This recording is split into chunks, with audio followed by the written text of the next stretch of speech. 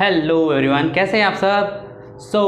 Students, welcome to our channel infinity classes and here I am representing the topic of some basic concept of chemistry of class 11th chemistry and today's topic is temperature। Temperature मतलब क्या होता है? तापमान। हिंदी में क्या कहते हैं? तापमान कहते हैं। तो टेम्परेचर जो होता है, ठीक है ना, ये क्या होता है? ये हमारी बॉडी के जो हीट होती है उसको क्या करता है? मेजर्ड करके बताता है कि हमारी बॉडी की हीट कितनी है, कितना यूज़फुल है हमारे लिए और कितना हार्मफुल है। वो सारी कंडीशंस जो होती है हमको टेम्परेचर से पता चल जाती है। तो टेम्परेचर के लिए बेसिकली 3 स्केल्स देखने को मिलती है, जिसमें सबसे पहला स्केल होता है वो कौन सा है? सेल्सियस स्केल, जो बेसिकली लेबोरेटरी में इस्तेमाल होता है। फ़ारेनहाइट स्केल, ये बेसिकली हम क्लिनिकल टर्म्स के लिए यूज़ करते हैं, क्लिनिकल मतलब डॉक्टर के यहाँ। और केल्विन स्केल आजकल सबसे मोस्ट पॉपुलर स्केल है, जिसका हम टेम्परेचर की एसआई यूनिट के तौर पे हम इस्तेमाल करते हैं। तो जितने भी यहाँ पे ना टेम्परेचर्स के स्केल्स दिए हुए हैं, इन सभी स्केल्स को क्या आता है? एक प्रॉपर कैलिब्रेशन दिया गया है कि इनकी यूनिट कहाँ से कहाँ तक होती है और किस यूनिट को क्या कहा जाता है। जैसे हमारा सेल्सियस स्केल है, तो सेल्सियस स्केल जो होता है वो कैलिब्रेट किया गया है 0 डिग्री सेल्सियस से 100 डिग्री सेल्सियस, यानी मिनिमम टेम्परेचर कितना होगा मेजरमेंट? 0 डिग्री सेल्सियस तक हम मेजर कर सकते हैं। किससे? सेल्सियस स्केल से।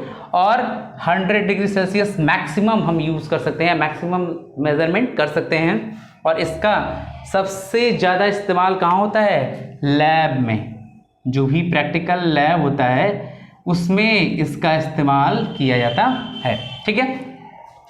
तो यहाँ पे अगर हम बात करते हैं वाटर का फ्रीजिंग पॉइंट, तो वो 0 डिग्री सेल्सियस होता है। और वाटर की मेल्टिंग पॉइंट भी क्या होती है? 0 डिग्री सेल्सियस होती है।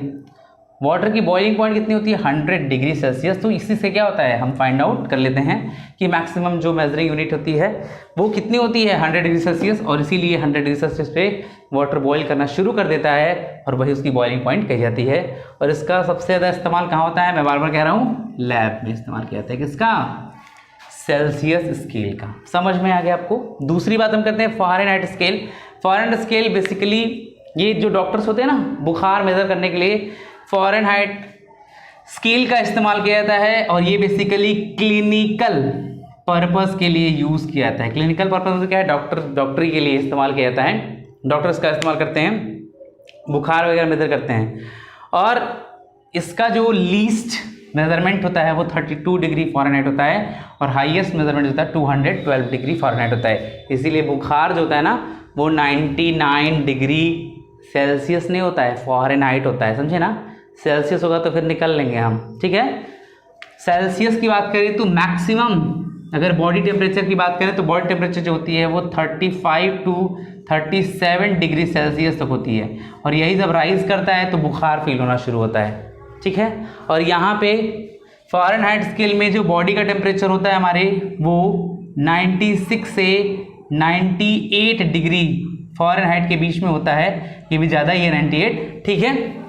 तो इतने के बीच में अगर टेम्परेचर है तो आप नॉर्मल टेम्परेचर को कैरी करके चल रहे हैं। अगर टेम्परेचर 98 से ऊपर जाता है, 99, 100, ठीक है, खैर 96 लोवेस्ट मान के चलिए कि एक मिनिमम जो आदमी ठीक ठाक है वो 96 डिग्री फ़ारेनहाइट टेम्परेचर को कैरी करता है और आराम से अपनी लाइफ को सर्वाइव करता है, ठीक है। वही टेम्परेचर 96 से जब राइज होता है तो हमें बुखार महसूस होना शुरू होता है, बॉडी में पेन और सब जो कंडीशन होती है वो देखने को मिलती है। केल्विन स्केल जो होता है इसको हम एसआई यूनिट ऑफ टेम्परेचर के तौर पे यूज़ करते हैं। और बेसिकली ये के, यानी कि इसको हम कैपिटल के से डिनोट करते हैं। केल्विन ने इसको खोजा था और इसकी जो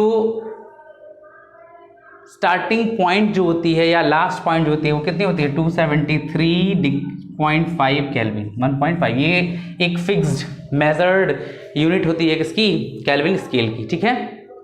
और इसी यूनिट से क्या होता है, हम सारे के सारे जो भी कन्वर्जेंस ऑफ टेम्परेचर होते हैं या रिलेशनशिप जो होती है एक स्केल से दूसरे स्केल के बीच में, उसकी स्टडी करते हैं। जो मैंने यहाँ पे लिखा हुआ ऊपर देखो, डिग्री फ़ारेनहाइट के लिए कौन सा फार्मूला हम यूज़ करते हैं, डिग्री सेल्सियस के लिए कौन सा फार्मूला यूज़ करते हैं, और केल्विन टू डिग्री सेल्सियस के लिए कौन सा फार्मूला यूज़ करते हैं, आपके स्क्रीन पर दिख रहा होगा, ठीक है। इसके बेस पे न्यूमेरिकल्स नहीं आते हैं, बेसिकली आपको पूछा जाता है बस कि कैसे कन्वर्ट करेंगे, how to convert this degree Celsius to Fahrenheit, this Celsius to Fahrenheit, ठीक है। मतलब ये सेल्सियस दिया होगा, फ़ारेनहाइट में कन्वर्ट करो, ठीक है, फ़ारेनहाइट दिया हुआ सेल्सियस में कन्वर्ट करो। इस तरीके से क्या होता है, क्वेश्चंस आते हैं। डिग्री सेल्सियस दिया होता है, केल्विन पूछता है, केल्विन दिया होता है, डिग्री सेल्सियस पूछता है, और इसी फॉर्मूले पे बस हमको वैल्यू पुट ऑन करनी होती है और हमारा आंसर आ जाता है, ठीक है। आप बोलेंगे तो मैं क्वेश्चन भी लगवा दूंगा, वैसे भी बहुत कॉमन है, इसको हम बहुत बार हम लोग कर चुके हैं, ठीक है, इसके लिए परेशान होने की जरूरत नहीं है, लेकिन फिर भी मैं नेक्स्ट सेशन में ट्राई करूंगा कि इसके न्यूमेरिकल्स भी आपको दे दूँ, ठीक है। अब जो हमारा नेक्स्ट टॉपिक आता है आज के लेक्चर का, वो है डेंसिटी। कहते हैं कि कोई भी ऑब्जेक्ट जो हमारा है, कोई भी सब्सटेंस है, उसका मास उसके वॉल्यूम के, ठीक है ना, जब हिसाब से हो, मतलब मास पर यूनिट वॉल्यूम हो, तो उसी को हम उस ऑब्जेक्ट की डेंसिटी कहते हैं, ठीक है ना। इसका मेजरिंग यूनिट जो होता है, ऐसा यूनिट क्या है, किलोग्राम पर मीटर क्यूब। मास का जो यूनिट होता है वो किलोग्राम होता है, वॉल्यूम की जो यूनिट होती है वो मीटर क्यूब होती है, और इनके आपस में रिलेशनशिप से जो यूनिट बनती है उसी को हम डेंसिटी की यूनिट कहते हैं, जैसा कि आपको यहाँ दिख रहा है। कह रहे हैं कि यहाँ पे क्या खासियत है डेंसिटी की, तो ये कभी भी, ठीक है ना, सैंपल के अमाउंट पे डिपेंडेबल नहीं होता है, ठीक है ना, अमाउंट ऑफ सब्सटेंस पे या सैंपल पे डिपेंडेबल नहीं होता है।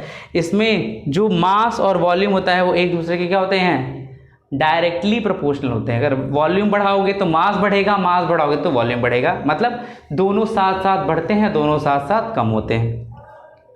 रेशियो बात करें मास और वॉल्यूम का, ठीक है, डेंसिटी के बेसिस पे, तो वो हमेशा क्या होता है, कांस्टेंट होता है, 1 1 1 2 2 2 3 3 3, ये हमेशा क्या होता है, एक साथ चलता है, ठीक है। और इसकी मदद से हम किसी भी सब्सटेंस को बड़ी आसानी से आइडेंटिफाई कर सकते हैं, ठीक है। तो ये जो आज के लेक्चर में हमने देखा किसके बारे में, टेम्परेचर डेंसिटी के बारे में, जो बहुत ही खास है, ठीक है। और इसमें सबसे खास बात क्या है कि किस किस पॉइंट्स को हम मेज़र आउट कर सकते हैं लर्निंग के पर्पज़ से, तो वो यहाँ पे मैंने पॉइंट आउट कर दिया है। आप उसको अगर अच्छी तरीके से पढ़ लेंगे तो ये टॉपिक आपका क्लियर हो जाएगा, ठीक है। नेक्स्ट लेक्चर में हम पढ़ेंगे किसके बारे में, अनसर्टेनिटी मेजरमेंट, साइंटिफिक नोटेशन, उसके कैलकुलेशंस को पढ़ेंगे, और सिग्निफिकेंट फीचर फिगर्स और उसके कैलकुलेशन को पढ़ेंगे, ठीक है। और साथ ही साथ जो कन्वर्जन्स के न्यूमेरिकल्स है मैं उसको भी करा दूंगा आपको नेक्स्ट लेक्चर में, ठीक है। तब तक के लिए पढ़ते रहिए, मस्त रहिए, वीडियो देखिए, और वीडियोस को लाइक शेयर सब्सक्राइब करना ना भूलना, और हमेशा अपने स्टडी पे ध्यान देते हुए, और जो भी डाउट्स हों उसको कमेंट्स के थ्रू पूछते रहना, ठीक है। तब तक के लिए गुड बाय।